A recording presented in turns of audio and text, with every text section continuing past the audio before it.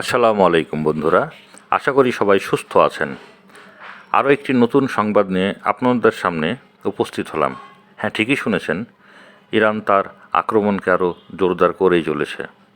ইতিমধ্যে ইসরায়েলের বন্দর নগরী হাইফাকে তছনছ করে ফেলেছে। সেখানকার তেল, গ্যাস, সাধনাগারকে একেবারে মাটির সাথে মিশিয়ে ফেলেছে। দিশেহারা ইসরায়েল সমঝোতা করার জন্য আমেরিকা, জার্মানি, ফ্রান্স ও যুক্তরাষ্ট্রকে ইরানের সাথে বৈঠক করে পারমাণবিক চুক্তি সমঝোতা স্বাক্ষরের মাধ্যমে সীমিত পরিমাণে ইউরেনিয়াম মজুদ ও পারমাণবিক চুল্লির নিয়ন্ত্রণ ইত্যাদির বিষয়ে সমন্বয়ের প্রস্তাব দিল ইরানকে আবারও, কিন্তু ইরান প্রস্তাবকে একেবারে নাকচ করে দিয়েছে।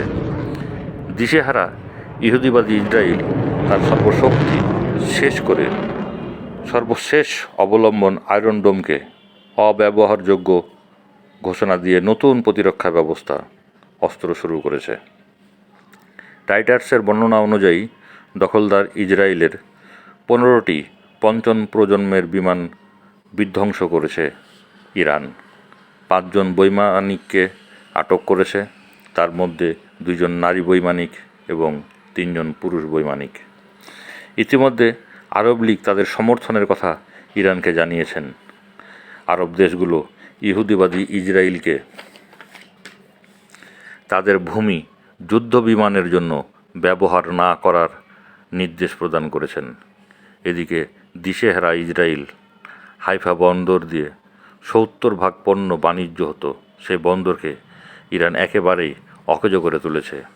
ইসরায়েল পারমাণবিক শক্তিধর হলেও স্বীকৃতিপ্রাপ্ত নয়, ঠিক তেমনই ইরানও স্বীকৃতিপ্রাপ্ত নয়। তবে হাজার হাজার সেন্ট্রিফিউজ এখন ইরানের হাতে।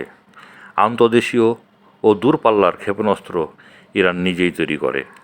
ক্ষমতার শক্তিতে বর্তমান ইরান অনেক অগ্রসর। 9 কোটির দেশ ইরান। বর্তমানে সামরিক শক্তিতে, নিজের প্রযুক্তিতে ইরান অনেক অগ্রসর।